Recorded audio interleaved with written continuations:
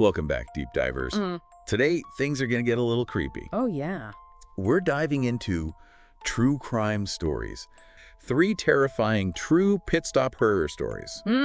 Pit stops. Late night, middle of nowhere. Exactly. And that's what makes them so scary, right? It's like, could this happen to me? Definitely. It's like that vulnerability, the isolation, Yeah, makes you think twice about stopping for gas at 3 a.m. totally. And we'll see. Maybe we can even pick up some safety tips along the way. Always a good idea. This is the first story. It really shows you how easily danger can sneak into your life. Yep. It's about this woman in her 20s who just moved back in with her parents in rural Massachusetts. Okay. She works the overnight shift at an urgent care facility. Oh, wow. So already we've got that isolated feeling, right? Yeah, definitely. Rural area, working all night, Okay. not a lot of people around. Recipe for a creepy story. Right, so picture this. It's 4 a.m. She's stopping for gas at a totally deserted Shell station. Sounds familiar. And inside, she sees this strange guy. Okay. While she's paying, he's just kind of hanging out by her car. Hmm. And when she comes back out, he tries to, do that fake finger removal trick on her. I hate that. But, I mean, is that really that creepy? I don't think about it. It's 4 a.m., empty gas station, and this random guy is trying to freak you out. True. There's something off about that. Like, is he trying to distract her Yeah, or see how she reacts? exactly. It's like, is this just a weird dude, or is something more sinister going on? You gotta wonder. And here's where it gets even weirder. When she goes back in for her change, he's gone. But his car is still there with the gas pump running. Wait, what? He just left his car. Yeah. Doesn't that seem a little too convenient? Like maybe he's not just careless. Oh, I see what you mean. Like, he left it there on purpose so he could follow her. Chilling, right. Yeah. Makes you wonder what his real intentions were. Totally. So she drives home, uses the hidden spare key to get inside, and then she hears the front door open. Oh, no. Can you imagine? You're in your own house, you think you're safe, and then... Someone else is there. And guess who it is? It's a gas station guy, isn't it? Yep. Hiding under the dining room table. Oh my God. Hiding in plain sight? Talk about audacity. Like, what was he even thinking? Right. I mean, it takes a special kind of creep to pull that off. And think about it. He chose to hide under a table. Like, not even a good hiding spot. So strange. Maybe he wanted to watch them or keep them scared longer. I don't even want to think about it. Well, luckily, the family fought back and he ran away. Thank goodness. But it's the aftermath that really gets to me. They got rid of the spare key, of course, and beefed up their security. But a woman, she felt so guilty. Guilty. Why? Because she felt like she brought this danger to her family. You know, she hadn't stopped at that gas station. Ah, that makes sense. But it's not her fault at all. I know, but it's easy to blame yourself in those situations. And there's one more detail that's just, it gives me the chills. She thinks he might have followed her home with his headlights off. Are you serious? That's next level creepy. Like, he was planning this. Exactly. It takes it from a random encounter to something much more sinister. It's terrifying. Yeah.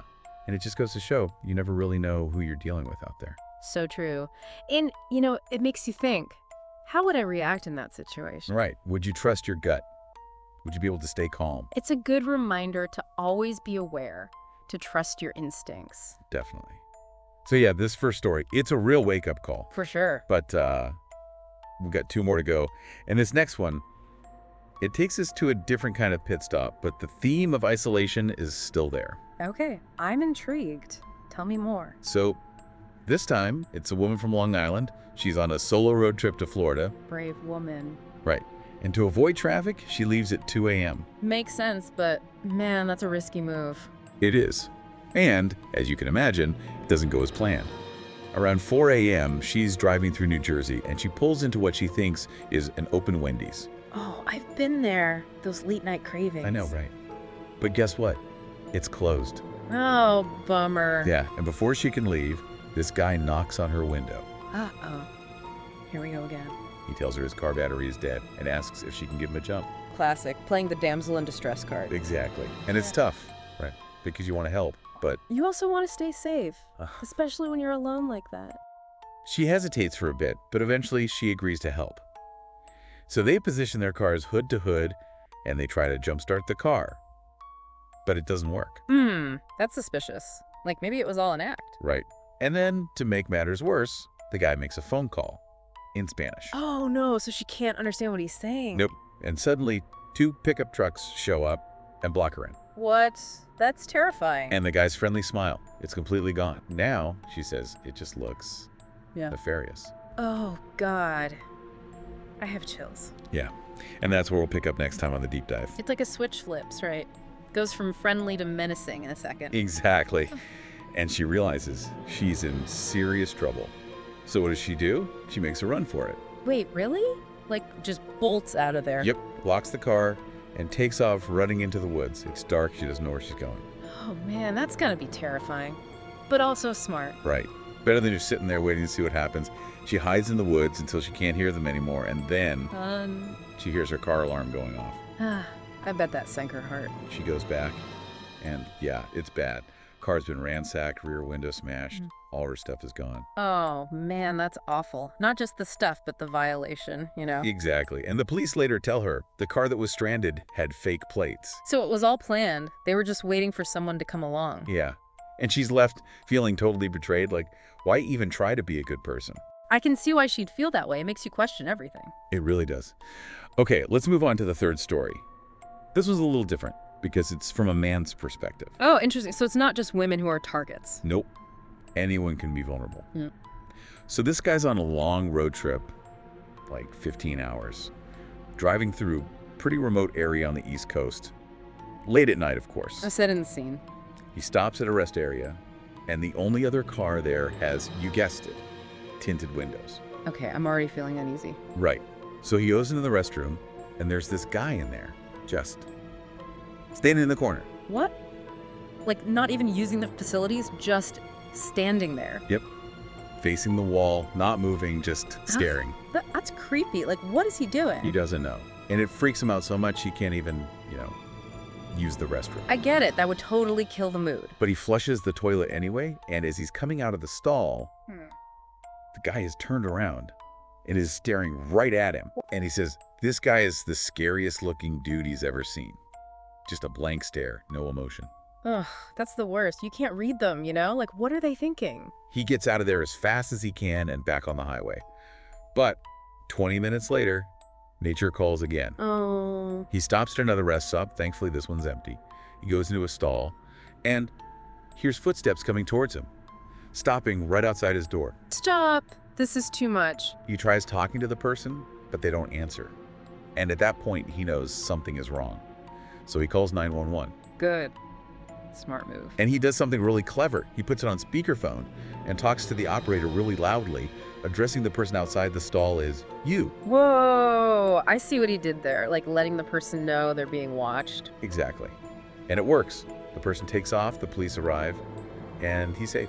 Wow, that's intense. So what do you think? Was it the same guy from the first rest stop? He's pretty sure it was. Which, well, that's even creepier, right? Like, he was being followed. Yeah, that's stalker territory.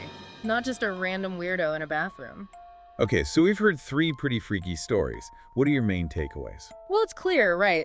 Pit stops can be dangerous, especially at night when you're alone. Right. But there's got to be more to it than that. Like, what can we do to stay safe? The biggest thing is trust your gut. If something feels off, it probably is. Yeah, don't let politeness put you in danger. And be aware of your surroundings. Yeah. Know where you are, who's around. Escape roads. Right. Exactly. And if you're traveling alone, let someone know where you are. Good tips. I'm definitely feeling a little more cautious now. Me too. Yeah.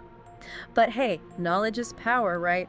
The more we know about these dangers, the better we can protect ourselves. Yeah. It really makes you think, doesn't it? Like, how many times have I stopped at a rest stop in the middle of the night and not even thought twice? Right. And these stories are just the tip of the iceberg. Who knows how many close calls happen every day that we never even hear about.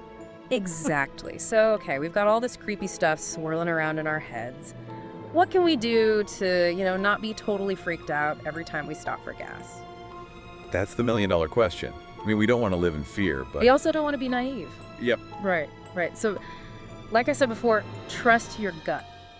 Yeah, if something feels wrong... Get out of there. Don't worry about being polite. Just go. Easier said than done, sometimes. Yeah. But you're right. What else can we do? Be aware, like really pay attention to your surroundings, who's around, what's going on. And have an escape route in mind. Like if I'm at a gas station, I'm going to park where I can get out easily. Smart. And if you're traveling alone, tell someone where you're going, when you'll be there. Check in regularly, yeah. And hey, think about taking a self-defense class. Even a few basic moves can make a difference. That's a good idea. I mean, I'm not going to become a ninja or anything. But just knowing you can defend yourself, that can give you confidence.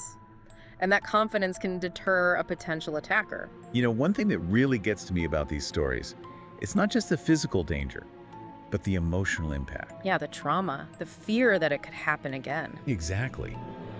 What can people do to cope with that? Talk about it. Don't keep it bottled up. Find someone you trust. A friend, family member, therapist. Support groups too. Yeah, knowing you're not alone can make a huge difference. And remember, it's okay to be scared. It's a normal reaction to a traumatic event. So we've explored the dark side of pit stops, uncovered some chilling patterns. What's the final message you want to leave our listeners with? Be vigilant, but don't let fear rule your life. We can't control everything that happens, but we can control how we prepare, how we react. And how we take care of ourselves afterwards. Exactly. It's about finding that balance. Well, this has been a fascinating and kind of scary deep dive. I know I'm going to be a little more cautious from now on. Me too. But hey, like we said, knowledge is power. Now we know what to look out for. We can be better prepared. Big thanks to Mr. Nightmare for these real-life horror stories. And to all you deep divers out there, stay safe, stay aware. And we'll see you next time for another deep dive.